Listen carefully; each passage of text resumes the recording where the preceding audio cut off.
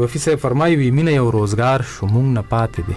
واه مینه یو روزګار شو مونږ نه پاتې دی، یار خو د بل یار شو مونږ نه پاتې دی، او ژوند مو د سپرلی په انتظار تیر کړه دا څنګه بهار شو مونږ نه پاتې دی. او مونږ د ژوند شوګیر ته سباون غوښتو، مونږ د ژوند شوګیر ته سباون غوښتو، ستړی انتظار شو مونږ نه پاتې دی. او ما ساقي او جامو د سرور غوښتې، ما ساقي او جامو د سرور غوښتې، ورک پکې خمار شو مونږ نه پاتې دی.